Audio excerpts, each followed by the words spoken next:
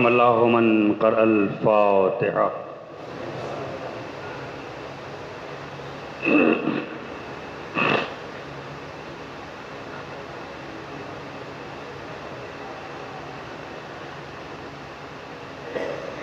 لا حول ولا قوة إلا بالله العلي العظيم. أعوذ بالله من الشيطان اللعين الرجيم. بسم الله الرحمن الرحيم.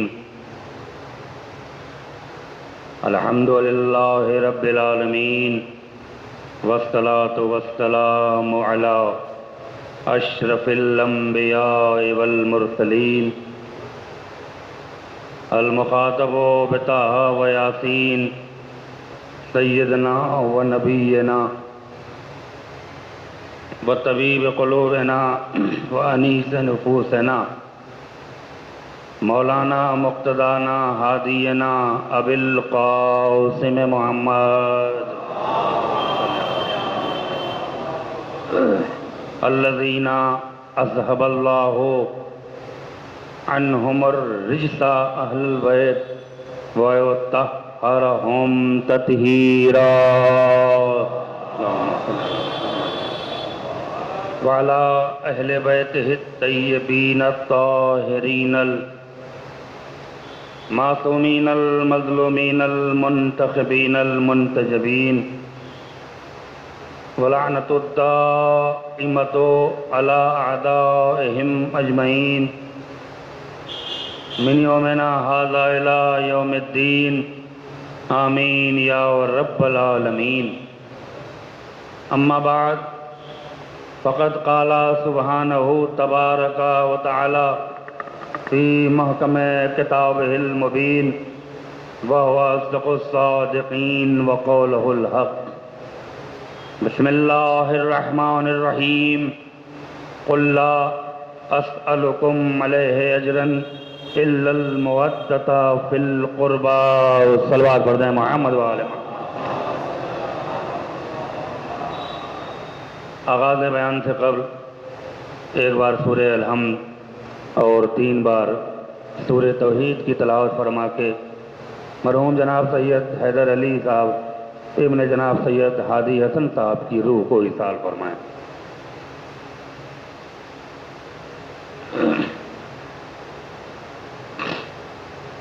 اهدنا الصراط المستقيم.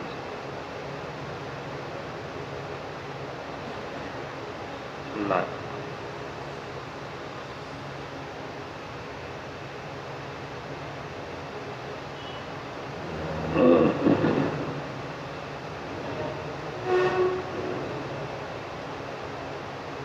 اللهم صل على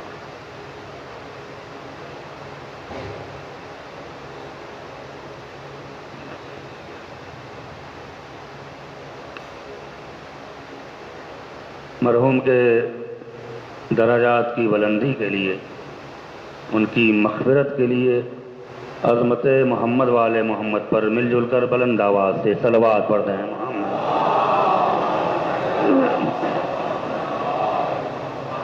زمین و آسمان کا پیدا کرنے والا، چاند اور سورج کو روشنی عطا کرنے والا، جاہلوں کو علم عطا کرنے والا، عالموں کو عقل عطا کرنے والا، عاقلوں کو شعور عطا کرنے والا، شعور کو کمال عطا کرنے والا، کمال کو بقا عطا کرنے والا، بقا کو معراج عطا کرنے والا، آنکھوں کو بینائی عطا کرنے والا، زبان کو گویائی عطا کرنے والا، جسموں کو توانائی عطا کرنے والا، فکروں کو شناسائی عطا کرنے والا، قیامت تک باقی رہنے والی کتاب قرآن مجید کے سورہ شورا میں اپنے محبوب ترین پیغمبر حضور سرور کائنات حضرت محمد مصطفیٰ صلی اللہ علیہ وآلہ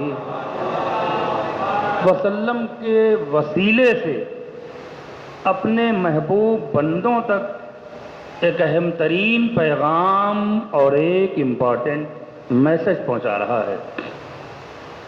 ارشاد رب العزت ہے قُلْ لَا أَسْأَلُكُمْ عَلَيْهِ أَجْرًا. اے میرے حبیب، میرے بندوں سے کہہ دو کہ ان کا پروردگار ان سے ان کی پوری زندگی کی اجرت، ان کو دی ہوئی ہماری تمام نعمتوں کی اجرت، ان پر کی ہوئی ہماری تمام رحمتوں کی بارشوں کی اجرت کچھ بھی نہیں چاہتا الا المودۃ فی القربى۔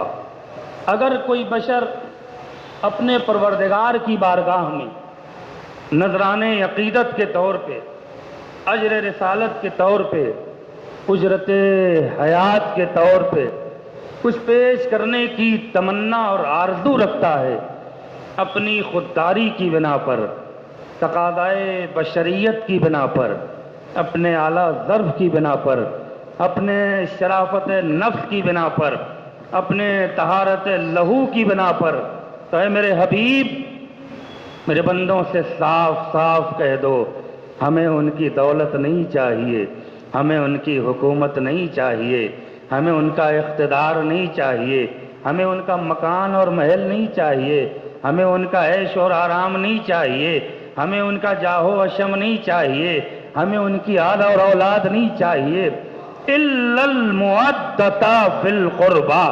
اگر بندوں کی جانب سے پروردگار کو کچھ چاہیے تو صرف اور صرف محبت آل محمد چاہیے۔ ایک صلوات پڑھ دیں محمد و آل محمد پر۔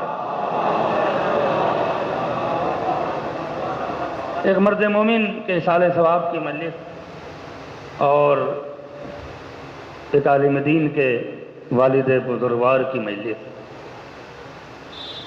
شہر میں کئی مجلسیں ہو رہی ہیں، پوسٹر سے بھی پتہ چلا اور مولانا نے بتایا بھی۔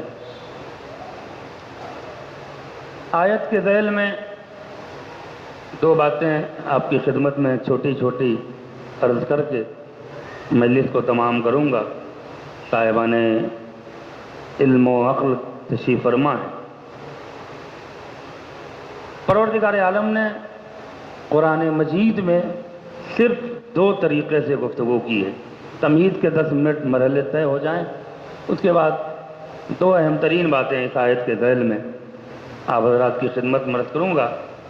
قرآن سمجھنے والوں کا بھی مجمع ہے اور قرآن پڑھنے والوں کا بھی مجمع ہے۔ یہ ضروری نہیں ہے کہ جو قرآن پڑھے وہ سمجھے۔ قرآن رٹنے کے لیے نازل نہیں ہوا ہے، قرآن سمجھنے کے لیے نازل ہوا ہے۔ جو قرآن سمجھتا ہے وہ بوذر و سلمان بن جاتا ہے۔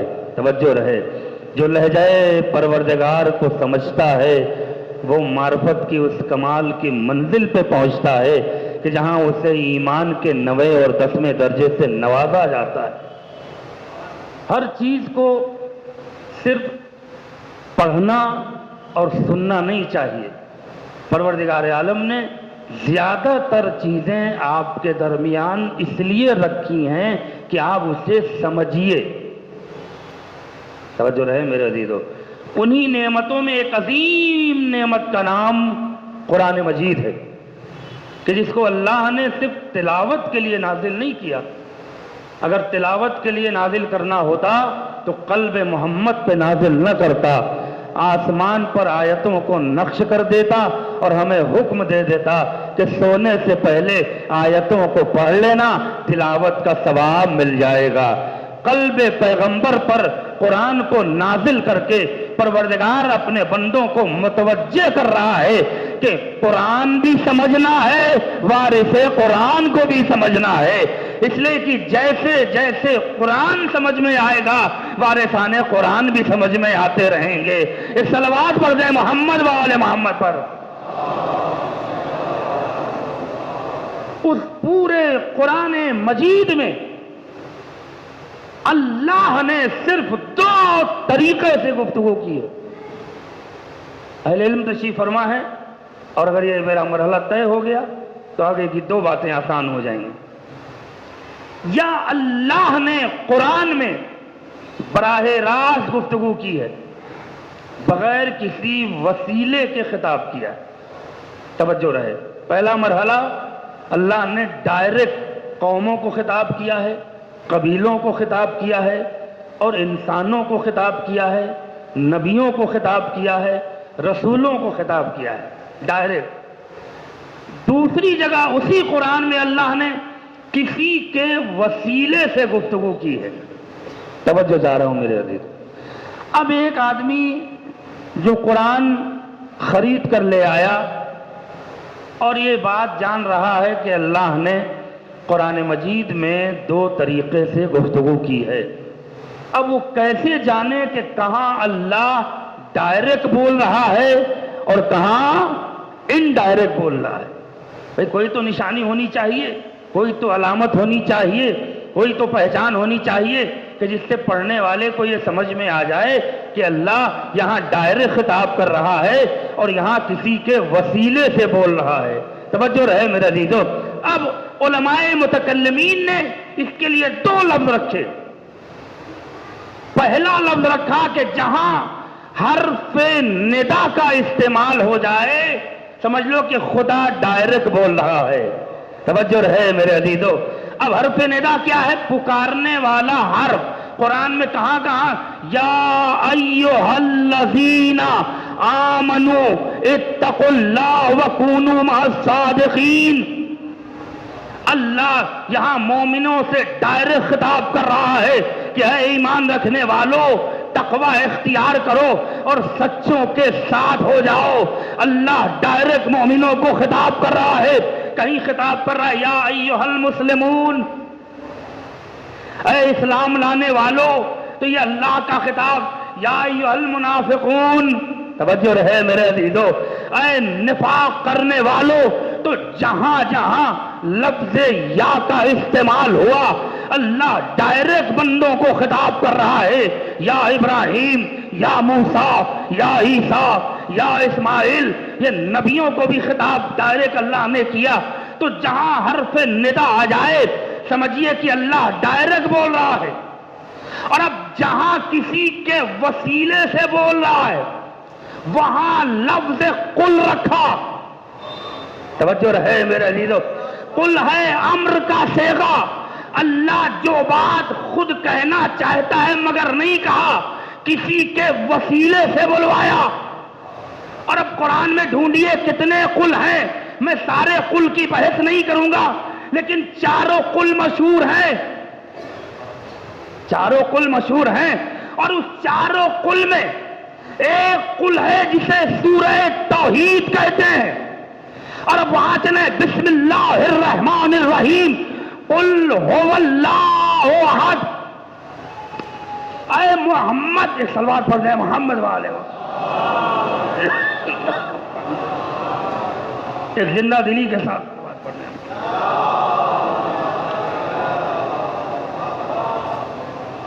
توجہ رہے میرے عزیزوں۔ اللہ قل هو اللہ احد، اے محمد تم کہو کہ اللہ ایک ہے۔ اہل علم تشریف فرما ہے، جو نتیجہ نکالنا چاہ رہا ہوں توجہ کا طالب ہوں۔ اے محمد تم کہو کہ اللہ ایک ہے۔ اے میرے پروردگار، پورے قرآن میں تو اپنے خود ذاتی قصیدہ پڑھ رہا ہے۔ قرآن مجید کی زیادہ تر آیتیں اللہ اپنی صفت پہ ختم کرتا ہے، اپنی تعریف پہ۔ اٹھا کے دیکھیے، کہیں پر آیت سمیعون علیم پہ ختم ہوتی ہے، کہیں پر آیت علیم حکیم پہ ختم ہوتی ہے، کہیں پہ آیت انک علی کل شیء قدیر پہ ختم ہوتی ہے۔ زیادہ تر آیتیں پروردگار اپنی صفت پر ختم کرتا۔ اے میرے اللہ، جب پورے قرآن میں تو نے بے شمار اپنے قصیدے خود پڑھے ہیں، تو نے اپنے کو قادر کہا، حی کہا، متکلم کہا، اعظم کہا، عظیم کہا، سب کچھ کہہ ڈالا، تو پھر یہ کیوں نہیں تو نے خود کہا کہ میں ایک ہوں؟ اہل علم تشریف فرما ہے، بھائی تو نے اپنی خلقت کا قصیدہ پڑھا نا، خلق السماوات والارض رب المشرق والمغرب رب المشارق والمغارب رب المشرقین والمغربین خلق الانسان من نطفۃ۔ کتنی تعریفیں کی ہیں، تو نے اپنی خلاقیت کی تعریف کی، تو نے اپنی ربوبیت کی تعریف کی، تو نے اپنی عظمت کی تعریف کی، تو نے اپنی قدرت کی تعریف کی، تو جب سب کچھ خود کہہ رہا تھا تو یہ کیوں نہیں کہا کہ میں ایک ہوں؟ اس کے لیے محمد کا وسیلہ کیوں لیا؟ قل هو اللہ احد، اے محمد تم کہو کہ میں ایک ہوں۔ اے میرے اللہ تو خود کہہ سکتا تھا کہ میں ایک ہوں، قدرت آواز دے گی۔ مسئلہ توحید کا نہیں تھا، مسئلہ رسالت کی گواہی کا تھا۔ سلامت رہیے، سلامت رہیے۔ مسئلہ رسالت کی گواہی کا تھا کہ محمد گواہی دے گا کہ اللہ ایک ہے۔ مجھے جملہ کہنے دو، جب محمد کی گواہی کے بغیر رسالت توحید مکمل نہیں ہے تو علی کی گواہی کے بغیر رسالت کیسے مکمل ہوگی؟ صلوات بر محمد و آل محمد پر۔ اللہ نے ایک قانون بنایا کہ محمد کی گواہی ہوگی۔ میں کہہ سکتا تھا کہ میں ایک ہوں، لیکن محمد تم کہو کہ اللہ ایک ہے۔ توحید میں رسالت کی گواہی شامل کیا، اور اب قانون بنایا اللہ نے کہ جب توحید بغیر رسالت کی گواہی کے مکمل نہیں تو پھر رسالت بھی بغیر کسی گواہ کے قابل قبول نہیں۔ میں کیا عرض کرنا چاہ رہا ہوں میرے عزیزو؟ اے میرے پروردگار، تو نے اپنی توحید کی گواہی قرآن میں دلوا لی۔ محمد تم کہو کہ اللہ ایک ہے، محمد تم کہو کہ اللہ کے علاوہ کوئی معبود نہیں ہے۔ محمد تم چاہ رہا ہوں، میں چاہ رہا ہوں کہ تم میری توحید کی گواہی دیتے رہو۔ اے میرے اللہ، تو نے اپنی گواہی کے لیے محمد سے کئی بار ذکر کیا، اور اب رسالت کی گواہی بھی ہونی ہے۔ کہیں تو قرآن میں اشارہ کر دے، کہیں تو قرآن میں۔ اب آئیے، اللہ نے 2 سوروں میں کھل کے اس کی وضاحت کی۔ 2 سوروں میں، سورہ ہود میں کہتا ہے نبی کریم سے، افمن کانا علی بینۃ من ربہ ویتلوہ شاہد منہ، اے محمد تمہاری رسالت کی گواہی وہ دے گا جو چھپا ہوا نہیں ہوگا بلکہ واضح ہوگا۔ اہل علم کا مجمع ہے، تمہاری رسالت کی گواہی وہ دے گا جو اچانک سے نمودار نہیں ہوگا، لوگ اسے جانتے ہوں گے، پہچانتے ہوں گے، مانتے ہوں گے، واضح گواہی دی۔ اب سمجھ میں آیا کہ غدیر کے میدان میں علی کو اٹھا کے دکھا کیوں رہے تھے؟ تاکہ دنیا جان لے رسالت کا ایک ہی گواہ ہے جس کا نام علی ابن ابی طالب ہے۔ صلوات بر محمد و آل محمد پر۔ اللہ نے توحید کی گواہی کے لیے رسول کا انتخاب کیا، رسالت کی گواہی کے لیے علی کا انتخاب کیا۔ توجہ رہے میرے علی۔ وَيَقُولُ، اس کے بعد سورہ رعد میں وَيَقُولُ الَّذِينَ كَفَرُوا لَسْتَ مُرْسَلًا قُلْ كَفَىٰ بَيْنِي شَهِيدًا بَيْنِي وَبَيْنَكُمْ وَمَنْ عِندَهُ عِلْمُ الْكِتَابِ۔ اے محمد ان کافروں سے کہہ دو کہ تم ہمیں رسول مانو چاہے نہ مانو، ہماری صحت پہ اثر پڑنے والا نہیں ہے۔ ہماری رسالت کی گواہی کے لیے قل کفا باللہ شہیدن بینی و بینکم، کیا فقرہ رکھا ہے۔ جو لوگ عربی زبان سے واقف ہیں وہ اس کے لطف سے محظوظ ہوں گے جو اللہ نے رکھا۔ محمد تم کہہ دو کہ میری رسالت کی گواہی کے لیے یا اللہ کافی ہے یا وہ کافی ہے جس کے پاس پورا کا پورا علم کتاب ہے۔ تو اب رسالت کی گواہی کے لیے علی کا انتخاب ہوا۔ توجہ رہے میرے عزیزو، پروردگار ہمارے اور آپ کے چھٹے امام، امام جعفر صادق علیہ الصلوۃ والسلام، ایک اس سے بہتر صلوات پڑھتے ہیں محمد والے محمد صلی اللہ علیہ وسلم۔ توجہ رہے میرے عزیزو، کیونکہ یہ یامیدہ بالکل قریب ہے، لہذا 2-4 باتیں اسی پس منظر میں آپ کی خدمت میں عرض کرنا چاہتا ہوں۔ محبت اہل بیت کی اہمیت رسول کبریا کی نگاہ میں، اہل بیت مصطفیٰ کی محبت اور ان کی عظمت خود نبی کی نگاہ میں، علماء اہل سنت کی کتاب سے یہ دو نتیجے آپ کی خدمت میں عرض کروں گا، مجلس کو تمام کروں گا۔ اس روایت کے، یعنی آپ سوچئے کہ ایام اضحیٰ قریب ہے، اگر کل چاند ہوا تو کل ہی چاند رات ہے۔ سب سے بڑی ہماری جو فکری اور شرعی ذمہ داری یہ ہے کہ ان دنوں میں ہم اپنے آپ کو فکری، نفسی، ذہنی، عادتی ہر اعتبار سے کربلا والوں کے حوالے کرتے۔ اگر اپنے وجود کو ہم نے کربلا والوں کے حوالے کر دیا تو یقین جانیے پھر انقلاب پیدا ہوگا، فکر میں، نفس میں، ذہن میں، عادت میں، اطوار میں، اور جہاں آپ کی فکر میں انقلاب آیا، قسم خدا کی پورے معاشرے میں انقلاب آئے گا، پورے سماج میں انقلاب آئے گا۔ کربلا آپ کو صرف ماتمدار نہیں دیکھنا پسند کرتی بلکہ حسینی مزاج دیکھنا پسند کرتی ہے کہ جہاں بھی رہو حسینی بن کے رہو، اور جب حسینی بن کے رہو گے تو تمہارے قول میں بھی حسینی ہو، تمہارے کردار میں بھی حسینی۔ صلوات پڑھ دیں محمد و آل محمد پر۔ فرش حسین پہ بیٹھنا آسان ہے لیکن اس کی ذمہ داریوں کو نبھانا آسان نہیں ہے۔ جو فرش سے اٹھ کے جا کے فوراً مارکیٹ میں جھوٹ بول دے اس کے فرش پہ بیٹھنے سے کیا فائدہ؟ جو فرش حسین پہ بیٹھ کے فوراً باہر جائے اور کسی کا حق پامال کرے، اس کا مطلب یہ ہے کہ اس نے اپنی فکر کو نہیں بدلا، اپنے نفس کو نہیں بدلا، اپنے مزاج کو نہیں بدلا۔ عزاداری ایک انقلاب کا نام ہے، یہ رسم نہیں ہے۔ لہذا آئیے عظمت محبت محمد اور آل محمد اہل سنت کی کتاب میں سن لیں۔ اس محبت کی اہمیت کیا ہے؟ علامہ حاکم نیشاپوری اپنی کتاب المسند میں اس واقعے کو نقل کرتے ہیں۔ علامہ بہقی اپنی کتاب شیب الایمان میں اس واقعے کو نقل کرتے ہیں۔ الگ الگ اہل سنت کی کتابوں میں یہ واقعہ ملتا ہے، کہیں پر آدھی روایت ہے، کہیں پہ پوری روایت ہے۔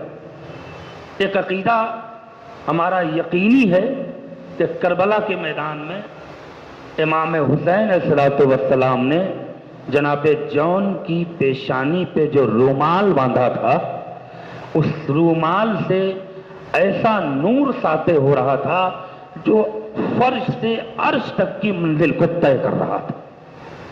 یہ ہمارا عقیدہ ہے۔ اس پر بہت سارے اعتراضات ہوئے ہیں کہ یہ شیعوں کی گڑھی ہوئی روایت ہے، شیعوں نے اپنی طرف سے گڑھا ہے، ایسا کوئی کربلا میں نور نہیں تھا، اور یہ ممکن نہیں ہے۔ اس واقعے سے میں اس کا نتیجہ نکالنا چاہتا ہوں اور مجلس آخری مرحلے سے قریب کر دوں۔ روایت میں ملتا اہل سنت کی، صحیح مسلم نے بھی اس واقعے کو لکھا ہے کہ نبی کریم کے ایک بزرگ صحابی تھے، توجہ سے سن لیجئے گا، اگر نتیجہ آپ کی سمجھ میں آئے تو شرکت کریے گا ضرور۔ نبی کریم کے ایک بزرگ ترین صحابی تھے جن کا نام ربیعہ ابن کعب تھا۔ رے بے یہ عین چھوٹی ہے، ربیعہ ابن کعب عین بے کعب، مقبول ترین تاریخ کا نام ہے علماء اہل سنت کے نزدیک۔ یعنی بعض علماء جناب سلمان فارسی سے، جناب ابو ذر غفاری سے انہیں افضل مانتے ہیں، اتنا مرتبہ ہے جناب ربیعہ ابن کعب کا۔ سن لیجئے گا، نبی کی خدمت میں مصروف رہتے تھے، نبی کی خدمت کرتے تھے۔ اب خدمت سے مراد آج کے یہ شاہی مزاج کی خدمت نہیں، وہ جو منکسر المزاج تھا، انکا لعلا خلق عظیم، جو اخلاق کی معراج پر تھا، وہ خدمت لے بھی کیا سکتا تھا جس کے خدمت لینے کے مزاج نہ ہو۔ لیکن اب راویوں نے بیان کیا ہے کہ ربیعہ آپ کے خادم تھے۔ خدمت سے مراد کبھی وضو کے لیے پانی لا دینا، کبھی مسلح راستہ کر دینا، کبھی نالین سیدھی کر دینا، بس یہی خدمت تھی ان کی۔ بزرگ صحابی تھے اور وہ خدمت انجام دے رہے تھے۔ معرفت دیکھیے گا اس صحابی کی۔ نبی کریم ایک بار تبلیغ کے ایک طویل سفر سے لوٹے، تقریباً 40 میل کا سفر طے کرنے کے بعد جب نبی کریم اپنے بستر آرام پر محو خواب ہوئے تو پاؤں کا ورم سوجا ہوا تھا، پاؤں میں کافی ورم تھا۔ ربیہ کی نظر اپنے سرکار کے سوجے ہوئے پاؤں پہ پڑی۔ توجہ رہے میرے عزیزو، علماء مفسرین نے بھی لکھا ہے کہ جیسے ہی نبی کریم کے سوجے ہوئے پاؤں پر ربیہ کی نگاہ پڑی، فرط محبت میں رہا نہیں گیا اور اس نے اپنے رخسار کو سرکار کے ان پاؤں پہ رکھ دیا جہاں سرکار کا پاؤں سوجا ہوا تھا۔ اپنے رخسار رکھ کے اللہ کی بارگاہ میں دعا گو ہوا کہ پروردگار اس ورم کو میرے گال کی طرف منتقل کر دے اور میرے سرکار کا پاؤں اچھا کر دے۔ توجہ رہے میرے عزیزو، محبت دیکھیے، عقیدت دیکھیے اور معرفت دیکھیے اور نبی کا جواب دیکھیے۔ اور یہ کہنے کے بعد وہ رو رہا ہے، روتے روتے جب آنسو کا قطرہ سرکار کے پاؤں پہ پڑا تو سرکار کی آنکھیں کھل گئیں۔ دیکھا ربیہ پاؤں پہ اپنے رخسار رکھ کے رو رہا ہے۔ بیٹھ گئے، ربیہ کیا کر رہا ہے، کیا چاہتا ہے؟ کہ سرکار آپ کے سوجے ہوئے پاؤں مجھ سے دیکھے نہیں گئے، میں فرط محبت میں آپ کے پاؤں پہ اپنے رخسار رکھ کے اللہ کی بارگاہ میں دعا مانگ رہا تھا کہ پروردگار میرے سرکار کے پاؤں کو اچھا کر دے اور اس ورم کو میرے گال کی طرف منتقل کر دے۔ توجہ ہے نا میرے عزیزو، نبی مسکرائے اور مسکرانے کے بعد کہا ربیہ مبارک ہو، تیری دعا قبول ہو گئی۔ جیسے ہی ربیہ نے دیکھا سرکار کیسے یقین کروں کہ اب میرے پاؤں کی طرف دیکھ۔ اب جو ربیہ نے دوبارہ نگاہ کی تو سرکار کے پاؤں کا ورم جا چکا تھا۔ اس نے چاہا کہ اپنے ہاتھ کو اپنے رخسار پہ رکھ کے یہ اندازہ کریں کہ یہ ورم ہمارے گال کی طرف منتقل ہوا کہ نہیں۔ رسالت نے کلائی پکڑی، کہا ربیہ ہاتھ کہاں لے جا رہا ہے؟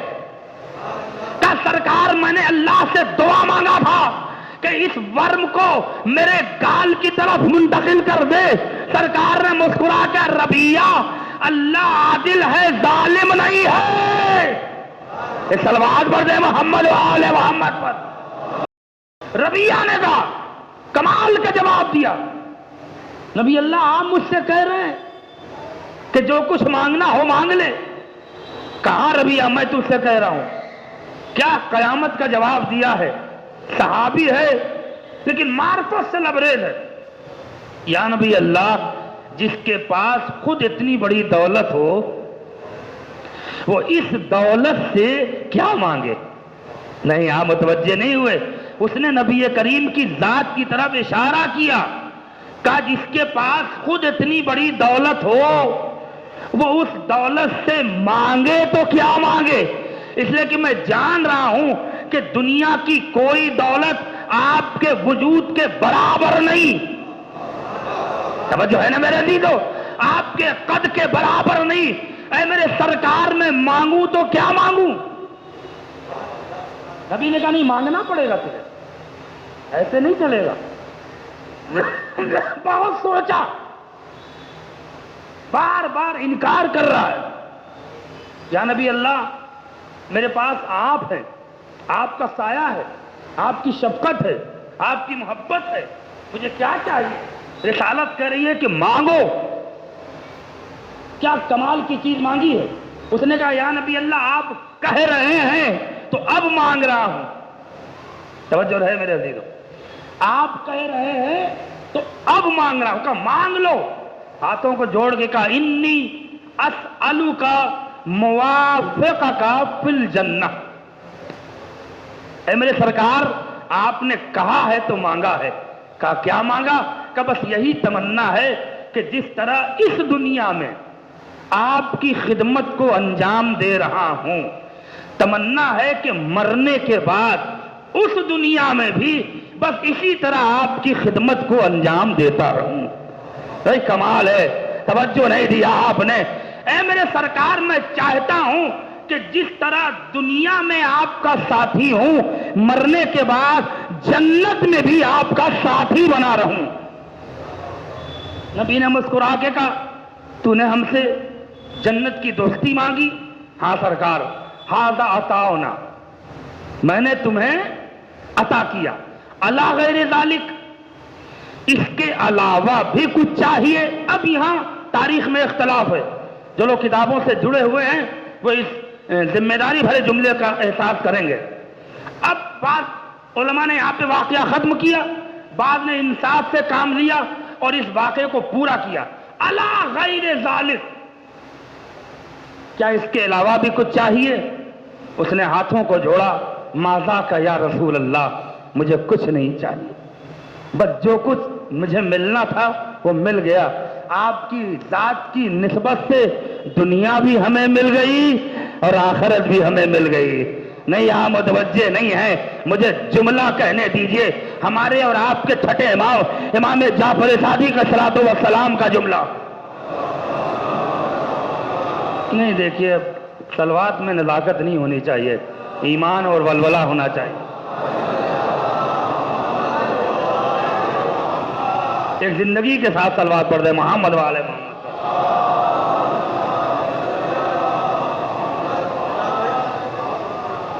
آپ تھوڑا سا آگے آ جائیں، ادھر تھوڑا زحمت کریں، آ جائیے، اچھا نہیں لگ رہا کہ ادھر تھوڑا سا تشریف لائیں، آ جائیے، آدھی خطابت تو ہو ہی گئی ہے، بس تھوڑی دیر کی زحمت، تھوڑا سا آ جائیے۔ ایک صلوات پڑھ دیں محمد والے محمد پر، جان بھر بھائی، توجہ رہے میرے عزیزوں۔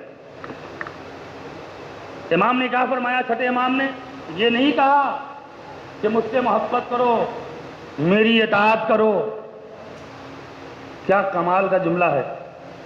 منصور دوانقی مسند نشی ہے اور امام خطبہ دے رہے ہیں دربار میں۔ علامہ شیخ صدوق کا جملہ پڑھ رہا ہوں۔ امام نے کیا جملہ کہا؟ اے لوگو، ہمیشہ اس سے محبت کرنا، اس کی رہبریت کو تسلیم کرنا، اس کی اطاعت کرنا، جو تمہیں دنیا میں بھی کامیاب کر سکے اور آخرت میں بھی کامیاب کر سکے۔ یہاں متوجہ نہیں ہے، اس کا مطلب ہے کہ ہمیں اس ذات کا انتخاب کرنا ہے جو ہمیں دنیا میں بھی عزت دے سکے اور آخرت میں بھی عزت دے سکے۔ اب وہ رہبران کیا کسی کی آخرت میں کام آئیں گے جن کے نہ دنیا کا پتہ ہے نہ خود آخرت کا پتہ ہے؟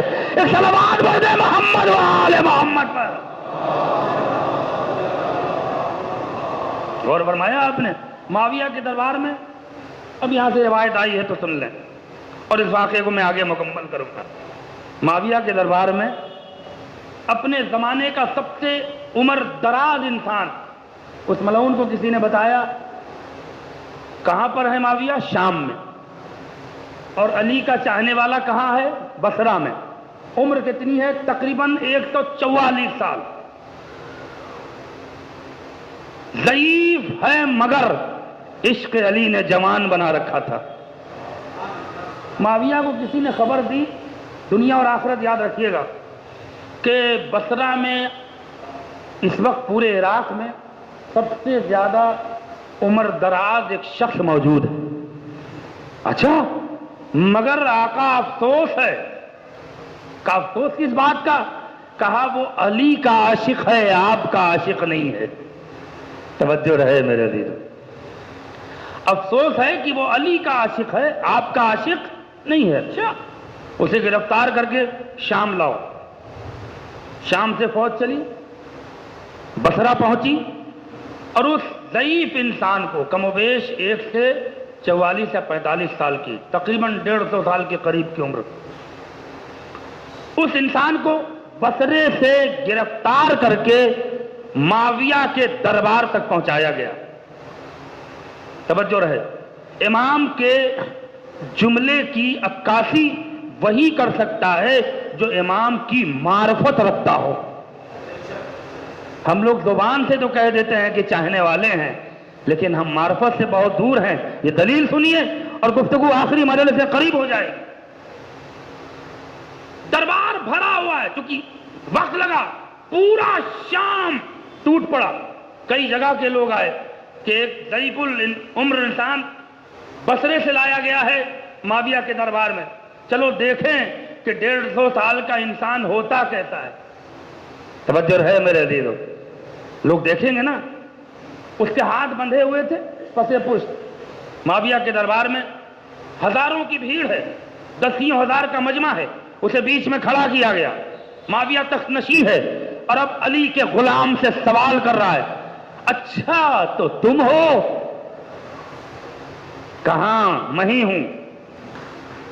سنا ہے کہ تم علی سے محبت کرتے ہو. کہاں؟ 3 جملہ. کیوں؟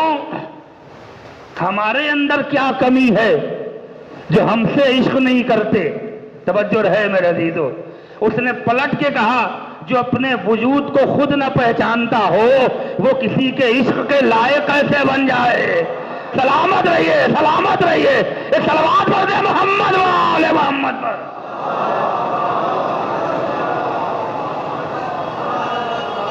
امام نے فرمایا ہمیشہ قائد اسے مانیے جو آپ کو دنیا میں بھی فائدہ پہنچا سکے اور آخرت میں بھی فائدہ پہنچائے. جو آپ کو دنیا کو بھی کامیاب کر لے جائے اور آخرت کو بھی کامیاب. دلیل سنیے گا. اچھا تجھے کیا پتا کہ تو کیا ہے، اور میں جانتا ہوں کہ میرا علی کیا ہے. اچھا اتنی عمر میں اتنا جذبہ. یہ بتاؤ کہ چل کے آئے ہو کہ سواری سے آئے ہو؟ کہ جہاں تک تیرے چمچوں اور غلاموں نے مجھے سواری پہ بٹھایا میں سوار ہو کے آیا، جہاں مجھے پیدل چلایا وہاں پیدل چلا.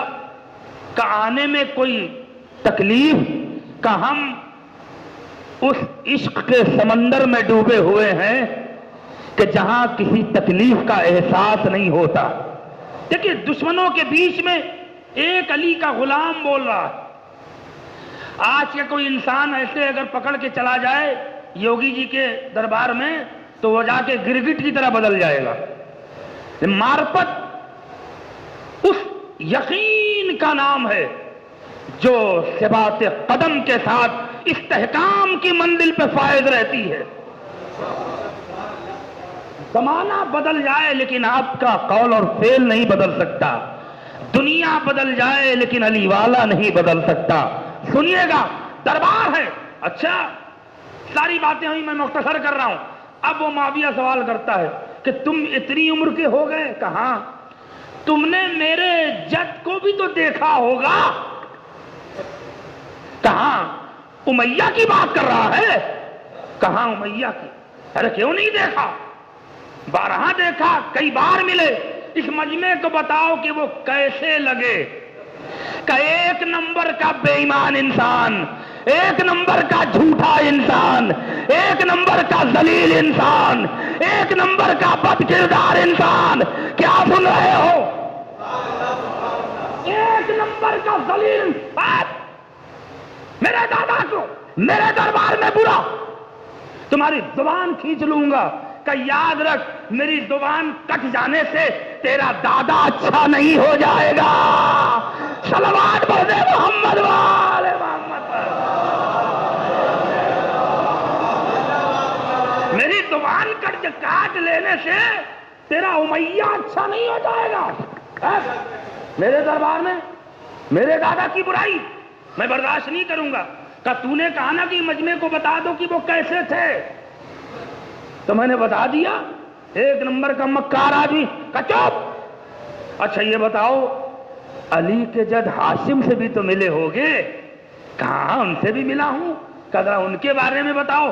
کہ عرب کا سب سے شریف انسان نہیں آپ متوجہ نہیں ہے. یہ جملہ امام کے سامنے سے یہ روایت گزری ہے، اور یاد رکھیے اس پر مہر لگی ہے کہ اس ضعیف نے جناب ہاشم کے بارے میں جو پہلا جملہ کہا، امیہ کے بارے میں کیا کہا؟ سب سے ذلیل انسان.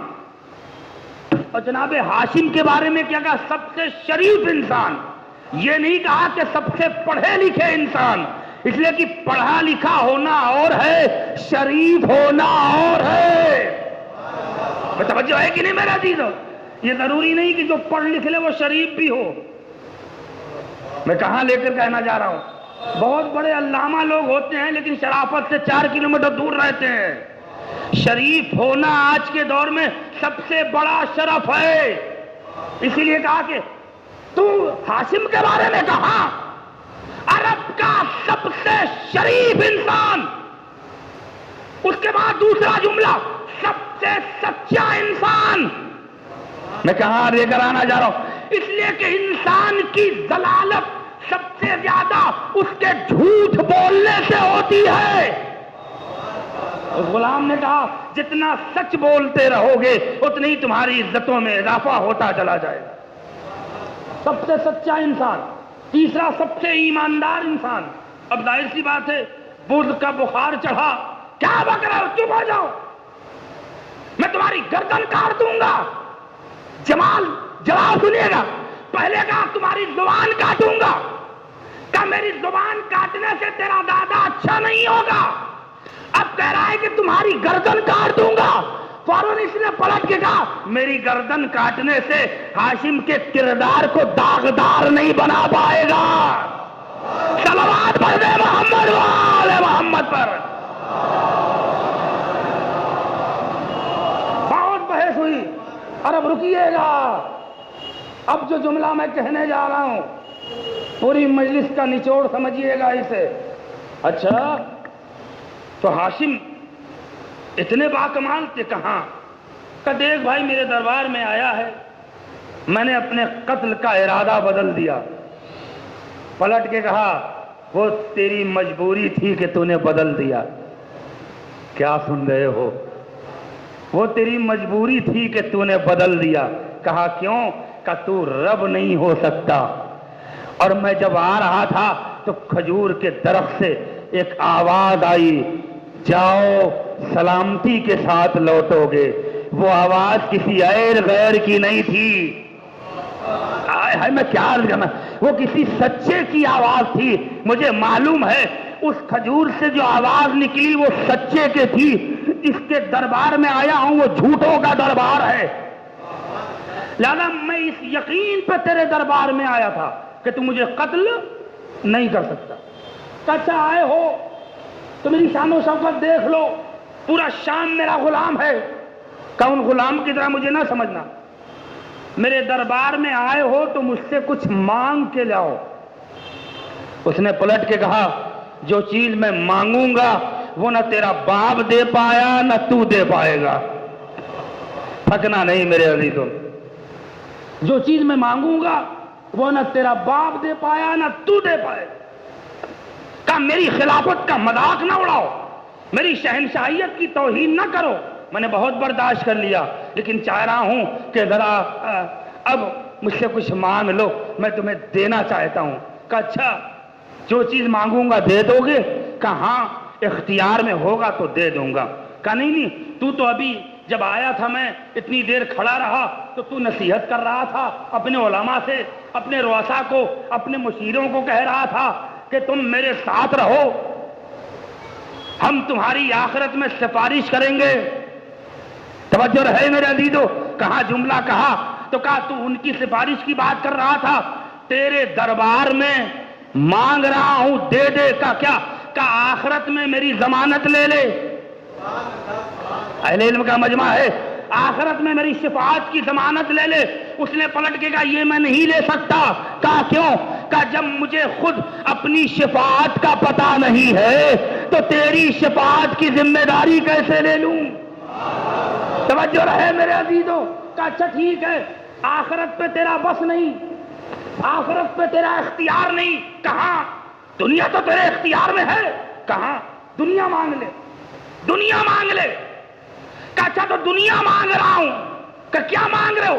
کہا دنیا میں ہر انسان کے لیے اس کا سب سے حسین لمحہ اس کی جوانی کا لمحہ ہوتا ہے۔ توجہ ہے نا میرا عزیزو؟ اس کا سب سے حسین لمحہ اس کی جوانی کا لمحہ ہوتا ہے۔ بچپنا تو میرا چلا گیا، میں اب ضعیف ہوں، میں چاہ رہا ہوں کہ میری جوانی مجھے لوٹا دے۔ نہیں آپ متوجہ نہیں ہوئے؟ وہ آخرت تھی، یہ تو دنیا ہے، اور یہ جوانی دنیا ہی سے گئی ہے، تو اس جوانی کو لوٹا دے۔ اس نے کہا تم نے یہ بھی مانگا، ہم تمہیں یہ بھی نہیں دے سکتے۔ پلٹ کے درباریوں کی طرف مخاطب کیا کہ لعنت ہو تم غلاموں پر، تم ایسے کے دربار کی غلامی کر رہے ہو جو نہ تمہیں آخرت دے سکتا ہے نہ تمہیں دنیا دے سکتا ہے۔ صلوات بولتے محمد وآل محمد پر۔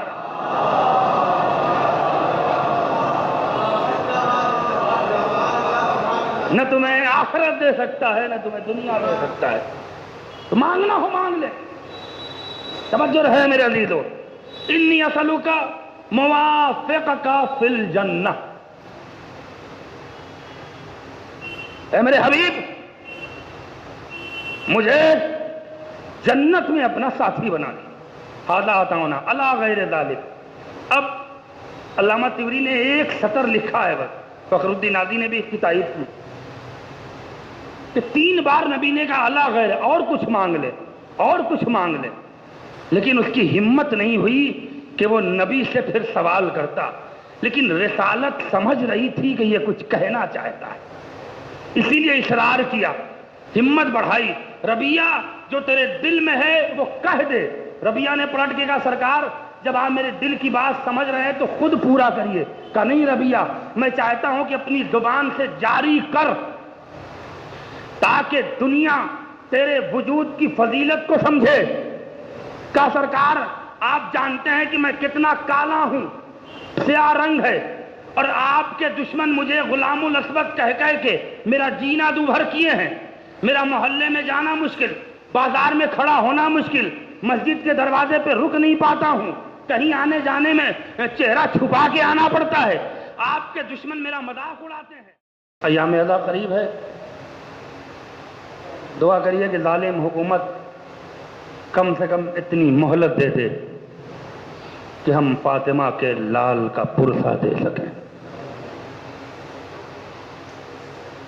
گزشتہ سال سے ہم تشنا ہیں، اس سال بھی حالات سازگار نہیں ہیں، لیکن حالات کا بہت سے ایمان چور، عقیدہ چور افراد فائدہ اٹھا لیتے ہیں۔ کیا کریں مولانا، محرم ہی نہیں ہو رہا ہے تو ہرگز ایسا نہ کریے گا، جہاں رہیے گا جس عالم میں رہیے گا فاطمہ کے لال کا غم نہ بھولیے گا۔ اسی انداز سے پرسہ دینا ہے۔ صاحب ریاض لکھتے ہیں امام زمانہ کے پاس کوئی نہیں ہے نا، غیب کے پردے میں کوئی نہیں ہے امام زمانہ کے پاس۔ ان دنوں میں وہ اپنے امامے اتار دیتے ہیں، امامہ دوست رضا اتار دیتے ہیں، اپنے بالوں کو بکھرا کر اور اپنے رخسار پر تماچے مار مار کے بس ایک جملہ کہتے ہیں، ہائے میرا جد حسین کربلا میں تڑپا تڑپا کے مارا گیا۔ عزاداری ایک بہت بڑی نعمت ہے، ہمیں اسے سنبھال کے رکھنا ہے، ایک امانت ہے جس پر ہمیں بڑا احتیاط اور بہت سنبھال کے رکھنا ہے۔ یہ یاد رکھیے گا کہ عزاداری ہم سے زندہ نہیں ہے، ہم عزاداری سے زندہ ہیں۔ کربلا ہم سے زندہ نہیں ہے، ہم کربلا سے زندہ ہیں۔ اگر یہ تصور آپ کے ذہن میں ہے، یہ عقیدہ آپ کے ذہن میں ہے، تو پھر یاد رکھیے گا جہاں بھی رہیے، جس عالم میں رہیے، کربلا کا منظر ذہن میں ہونا چاہیے، کربلا کا پیغام ذہن میں ہونا چاہیے، کربلا کا درس ذہن میں ہونا چاہیے، کربلا کا مقصد ذہن میں ہونا چاہیے، اس لیے کہ فاطمہ کا لال بغیر مقصد کے کربلا نہیں پہنچا تھا۔ بے شمار مقاصد تھے فاطمہ کے لال کے، اور ان بے شمار مقاصد میں سب سے عظیم مقصد تھا قربانی دینے کا، کہ ہم رہیں یا نہ رہیں انسانیت پامال نہ ہو، انسانیت شرمندہ نہ ہو۔ ہاں ارباب ادب، حسین کربلا کے میدان میں صرف دین بچانے نہیں پہنچے تھے، نماز بچانے نہیں پہنچے تھے، صرف روزہ، زکوٰۃ، حج، خم عبادات کو بچانے نہیں پہنچے تھے، ہاں انسانیت کو بھی بچانے کربلا پہنچے تھے۔ ایک مرد مومن کے اصال ثواب کی مجلس میں نے بیان کو ختم کیا ارباب ادب۔ جو لوگ فضائل میں شریک نہیں ہوتے ہیں ان کے لیے کافی حد تک معصومین فرماتے ہیں کہ معافی ممکن ہے، ہو سکتا ہے حسین کی دکھیاری ماں معاف کرتے، لیکن امام فرماتے ہیں جب مصائب کی منزل آیا کرے تو یوں رویا کرو جیسے کوئی بوڑھی ماں کسی جوان کے لاش پہ روتی ہے۔ اللہ اللہ۔ آٹھویں امام نے فرمایا میری دادی اپنے چاہنے والوں کا امتحان صرف مصائب میں لیتی ہے، اللہ اکبر، کہ کون ہے جس کے دل میں میرے لال سے محبت ہے، کون ہے جس کے دل میں میرے علی اکبر سے محبت ہے۔ اللہ اللہ، جب کوئی مصائب میں نہیں روتا ہے تو تاریخ میں لکھا ہے کہ بی بی فاطمہ آواز بلند کر کے اللہ کی بارگاہ میں دعا کرتی ہیں، پروردگار میرے لال کے غم میں آسمان رویا، میرے لال کے غم میں سورج رویا، میرے لال کے غم میں زمین روئی، میرے لال کے غم میں فرشتے روئے، ملک روئے، ساری دنیا روئی، یہ انسان نہیں رو رہا ہے۔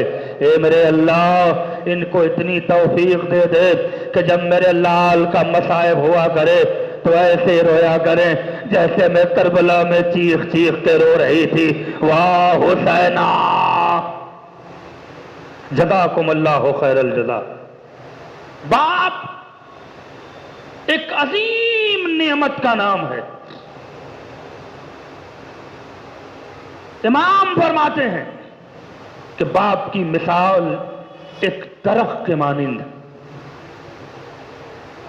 کہ جب تک وہ اولاد کے سر پہ سایہ فگن ہوتا ہے پھل دیتا رہتا ہے، اور جب پھل نہیں دے پاتا تو کم سے کم اسے سایہ تو دیتا ہے۔ باپ کی موجودگی اولاد کی بہت بڑی تقویت کا نام ہے، اولاد کی طاقت کا نام ہے، لیکن جب یہی باپ اپنی اولاد کو چھوڑ کے دنیا سے چلا جاتا ہے اور یتیمی چھا جاتی ہے، گھر میں ویرانیت چھا جاتی ہے، وہ جگہ خالی ہو جاتی ہے کہ جس جگہ پہ اب کوئی دوسرا آنے والا نہیں ہے، تو بڑا احساس ہوتا ہے میرا بابا دنیا سے چلا گیا۔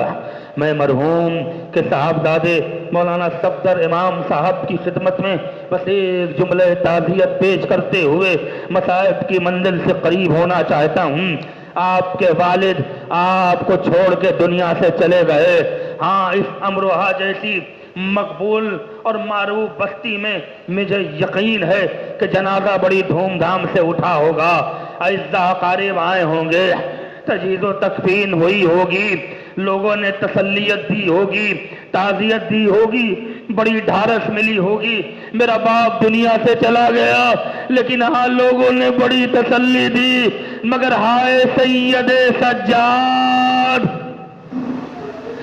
ہائے میرا غریب میرا مولا کہ باپ کا لاشا بے گور و کفن پڑا ہے، کسی نے تعزیت نہ دی، تعزیت ملی بھی تو شمر نے تعزیانے مارے، ظالموں نے تواچے مارے۔ سید سجاد نے رخ کیا مدینے کا، اے نانا آپ کی امت نے یہ سلا دیا جزاکم اللہ خیر الجزا. خدا آپ کی آوازوں پر رحمت نازل کرے، خدا ہی نظرداروں کو سلامت رکھے. ہاں رونے والوں، مجلس تمام ہو گئی، آپ کی آواز بلند ہوگی، بی بی آپ کو دعائیں دیں گی. رونے کی عادت ڈال لیجئے، اس لیے کہ اب وہ دن آ رہے ہیں جس میں آپ نہ روئیے گا تو کون اس لیے کہ ہم اس کو رونے آتے ہیں جس کو کربلا میں کوئی رونے والا نہ تھا. یہی وجہ تھی کہ میر انیس کا ایک شعر حسین کی مظلومیت کی عکاسی پیش کرتا ہے. ہم اس کو رونے آئے ہیں جس کو کوئی رونے والا نہ تھا، جس کو کوئی پرسہ دینے والا نہ تھا. امام حسین کی مظلومیت کی عکاسی میر انیس نے ایک شعر میں کہا. جب علی اصغر کو سپرد لحد کرنے کے بعد حسین کے آنسو نہ تھمے، زینب دوڑ کے گئی، بھائی کے گلے میں باہیں ڈالی اور فقرہ کا کیا علی اکبر یاد آ گئے. اللہ اکبر. آوازیں بلند ہونی چاہیے. ارباب اذا، اگر گریے میں آپ محتاط نہ ہوئے تو پھر آخرت میں کوئی آپ کو بچانے والا نہ ہوگا. اس لیے کہ ہمارے کردار ایسے نہیں ہیں کہ ہم اس پر بھروسہ کر کے شہزادہ کی بارگاہ میں سرخرو ہو سکیں.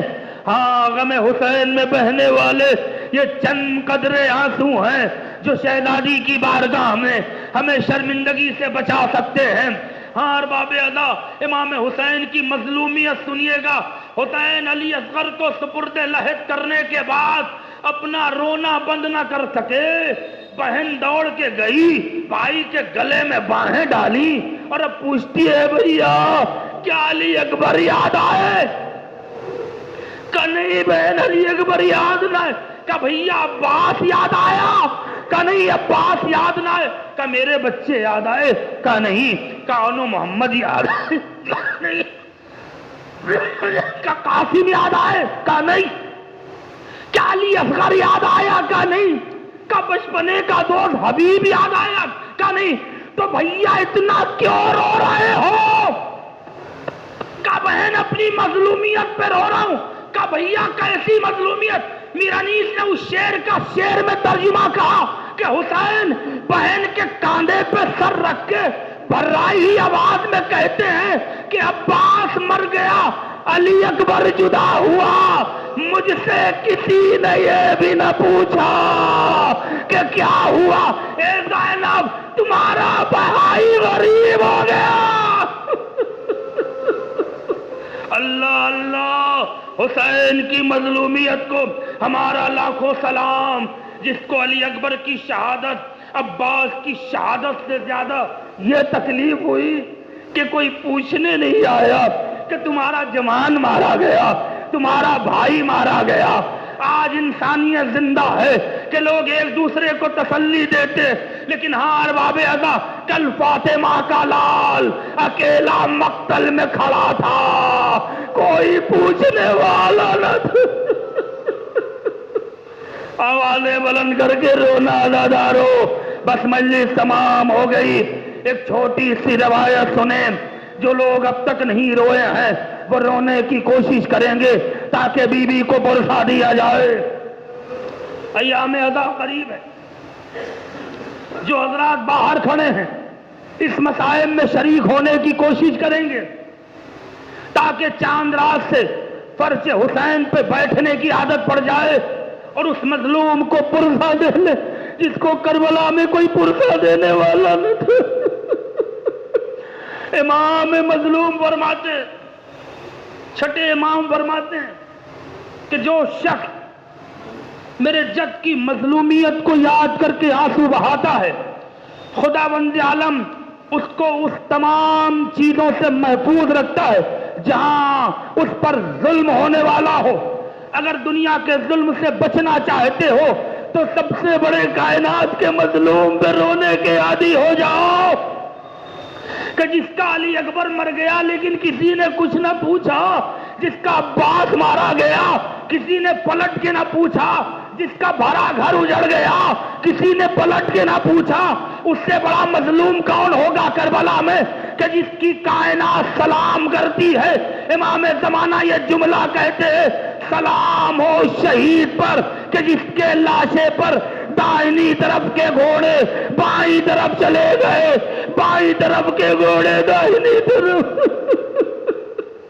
اللہ اللہ، میں فاطمہ کی خدمت میں تسلیت اور پرسے کے لیے یہ چند فقرے پیش کرتا ہوں، استقبال ایام ادا سمجھ کر۔ ہاں، یہ جملے پر رو دیجئے گا، حسین کی مظلومیت دیکھیے۔ صاحب ریاض تحریر فرماتے ہیں کہ جب مختار کے دربار میں قاتلان امام حسین کو گرفتار کر کے لایا گیا، بس 2 جملے کی روایت ہے، اگر گریے کی آواز بلند ہو گئی یقیناً آپ کو شہزادی بڑی دعائیں دیں گی۔ مختار کے دربار میں قاتلان امام حسین کو گرفتار کر کے لایا گیا اور ایک ایک قاتل کو جناب مختار نے سزا سنائی، سب واصل جہنم ہوئے۔ لیکن اب ذرا دل پہ ہاتھ رکھ کے جملہ کہنا، اللہ اکبر۔ آخر میں مختار کے دربار میں ایک شخص آیا اور اس نے کہا، مختار، ایک شخص ہے جو بار بار یہ کہہ رہا ہے کہ کربلا میں سب سے بڑا ظلم تو حسین پہ میں نے کیا تھا، مجھے مختار نے گرفتار نہیں کروایا، کہ اس کا نام تو فہرست میں نہیں ہے، کہ کسی نے دیکھا نہیں ہے، مگر وہ خود کہہ رہا ہے کہ میں نے جتنا بڑا ظلم حسین پہ کیا اتنا بڑا ظلم کربلا میں کسی نے نہیں کیا۔ مختار نے حکم دیا اسے گرفتار کیا جائے۔ وہ شخص مختار کے دربار میں گرفتار ہو کر آیا۔ تاریخ کہتی ہے کہ مختار نے اسے دیکھا، کہ سنا ہے کہ تو یہ کہہ رہا ہے کہ تو نے میرے آقا حسین پر وہ ظلم کیے جو کسی نے نہیں کیے۔ کہا مختار، تم نے سچ سنا ہے، کہ وہ ظلم بتا جو تو نے میرے آقا حسین پہ کیا ہے۔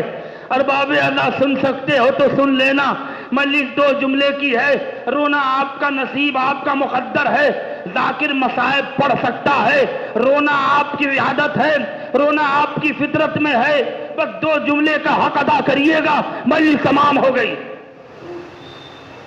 کہا وہ کربلا میں تو نے سب سے بڑا میرے آقا پہ ظلم کیا۔ کہاں مختار تم نے صحیح سنا، کہ اس کی سزا جانتا ہے، کہاں مجھے قتل ہونا ہے، یہ بتا کہ تو نے ظلم کیا کیا۔ کہ مختار سن نہیں پاؤ گے، کہ نہیں میں سن لوں گا۔ کہ مختار برداشت نہیں کر پاؤ گے، کہ نہیں میں برداشت کر لوں گا۔ کہ مختار اگر برداشت کر سکتے ہو تو سنو۔ کہاں سنا، تو نے کیا ظلم کیا۔ کہ جب عصر عاشور کا وقت آیا اور اب حسین کے مقتل میں آنے کی باری آئی تو ہم کوفے کے رہنے والے، ہم 4 دوست تھے، دل پہ ہاتھ رکھ کے روایت سنیے گا، ہم 4 دوست تھے اور چاروں بہادر اور چاروں شاطر تھے۔ جب علی اصغر کو حسین نے سپرد لحد کیا اور ہم لوگ ایک کھجور کے پیڑ کے نیچے بیٹھ کر چاروں آپس میں یہ بات طے کر رہے تھے کہ اب حسین مقتل میں آنے والا ہے، ہم چاروں میں سب سے نیا ظلم حسین پہ کون کرے گا۔ اللہ اکبر۔ یہ 4 طاقتور دشمن پہلوان تھے جو فاطمہ کے لال پر نئے ظلم کا منصوبہ بنا رہے تھے۔ ایک نے کہا کہ میں ان کے کان میں تیر ماروں گا۔ اللہ اکبر۔ کہا اچھا بھائی تو کیا ظلم کرے گا؟ ایک نے کہا میں ان کی آنکھ میں تیر ماروں گا۔ تیسرے نے کہا تو کیا کرے گا؟ کہ میں حسین کی گردن پہ ایک ضرب ماروں گا۔ چوتھے سے پوچھا گیا کہ تو کیا حسین پہ نیا ظلم کرے گا؟ اس نے کہا میں بتاؤں گا نہیں، تم لوگ میرے ساتھ رہنا اور میں دیکھ لینا کہ میں حسین پہ نیا ظلم کیا کرتا ہوں۔ کلیجہ پھٹ جائے گا، قیامت کے فقرے ہیں، آپ برداشت کر سکتے ہیں تو کریے گا، لیکن انصاف ضرور کریے گا اس روایت پر۔ چاروں نے حسین جب تک تلوار نیام سے باہر کیے رہے، یہ چاروں فرار رہے۔ جیسے ہی فاطمہ کے لال نے تلوار نیام میں رکھی، بھاگی ہی فوج سمٹی، کسی نے نیزہ مارا، کسی نے تیر مارا، کسی نے تلوار مارا، پاؤں رہ رہ کے رکابوں سے نکل جاتے تھے۔ یا علی کہتی تھی زینب تو سنبھل جاتے تھے۔ آوازیں بلند کرنا، جنگل سے آئی فاطمہ زہرا کی یہ صدا، امت نے مجھ کو لوٹ لیا وا مصیبتا، اے حیرے گہرے زخمی عالم کا مقتدا، ایسے میں کون حق رفاقت کرے ادا۔ 19 ہے زخم تنے چاک چاک پر، زینب نکل، حسین تڑپتا ہے خاک پر۔ اجرکم اللہ۔ مجلس تمام ہو گئی۔ وہ کہتا ہے مختار وہ تینوں میرے ساتھ رہے، تینوں نے اپنے ظلم کیے۔ ایک نے تیر مارا، حسین کے کان میں تیر لگا، دوسرے نے تیر مارا، حسین کی آنکھ میں تیر لگا، تیسرے نے گز ماری، حسین کی گردن پہ گز لگا، اور اب تینوں میرے ساتھ ہیں۔ تو بتا تو کیا ظلم کرے گا؟ میں ڈھونڈ کے میں ایک نکیلا پتھر بڑا لے آیا۔ کیا سن رہے ہو؟ اور ایک نکیلا بڑا پتھر میں ڈھونڈ کے لے آیا، اپنے چادر میں چھپائے ہوئے تھا، اور حسین جب گھوڑے پہ ڈگمگا رہے تھے تو میں حسین کے گھوڑے کے قریب جاتا تھا، کوشش کرتا تھا کہ حسین کا چہرہ میرے سامنے ہو، لیکن جب چہرہ سامنے ہوتا تھا میں حملہ کرنے کی کوشش کرتا تھا، حسین کا گھوڑا مڑ جاتا تھا۔ چاروں طرف سے تیر کی بوچھار ہو رہی تھی، چاروں طرف سے حسین پہ حملہ ہو رہا تھا۔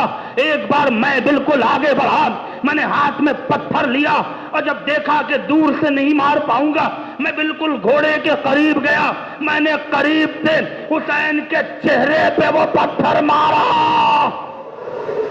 کیا سن رہے ہو؟ میں نے حسین کے چہرے پہ وہ پتھر مارا، حسین کے ہونٹ پھٹ گئے، حسین کے دندان شہید ہوئے۔ مختار نے چیخ ماری، اللہ اکبر! اے ظالم یہ بتا اس کے بعد میرے آقا نے کیا کیا؟ کہے مختار کیا پوچھتے ہو؟ خون کا فوارہ بہ رہا تھا، پھر میں نے مڑ کے دیکھا کہ حسین پہ اس کا اثر کیا ہے۔ میں نے کیا دیکھا؟ گھوڑے کا رخ فرات کی طرف کیا، آستینوں سے خون صاف کیا اور کہا بھیا عباس تمہارا آقا مقتل میں تنہا ہے۔ اے عباس کوئی نیزے مار رہا ہے، کوئی پتھر مار رہا ہے۔ اے مختار ابھی یہ منظر دیکھ رہا تھا، حسین گھوڑے سے نیچے آئے، شمر خنجر لے کر آگے بڑھا، گلے پہ خنجر چلا، الا قتل الحسین بکربلا۔ مختار نے چیخ ماری، اس کو دربار میں قتل کر دیا۔ انا للہ و انا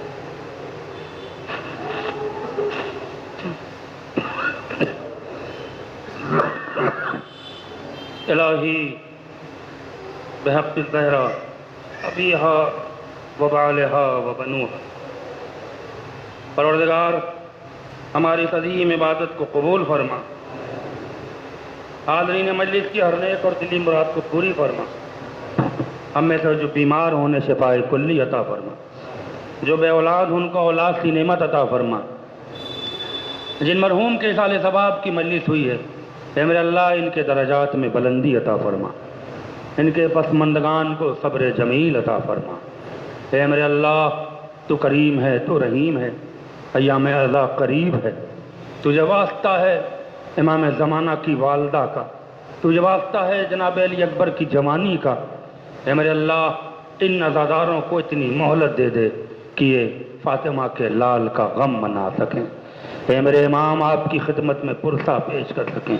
ان جوانوں کو عزاداروں کو سلامتی عطا فرما، دشمنان اہل بیت، دشمنان عزاداری اور دشمنان غم حسین کو رسوا و ذلیل فرما۔ اے میرے اللہ بی بی زہرا کے روضے کی تعمیل فرما، ہمارے مراجع کرام علماء اعظام کی حفاظت فرما، دشمنان مرجعیت کو ذلیل و برباد فرما، منتقم خون حسین امام زمانہ کے ظہور میں تعجیل فرما، ہمیں اس لائق بنا کہ ہم ان کے اعوان و انصار میں شمار ہو سکیں۔ ربنا تقبل منا انک انت السمیع العلیم برحمتک یا ارحم الراحمین۔ ایک بار سورہ الحمد اور 3 بار سورہ توحید کی تلاوت فرما کے مرحوم جناب سید حیدر علی ابن جناب سید رضا حیدر رضا مرحوم ابن ہادی حسن مرحوم کی روح کو احسان فرمائیں۔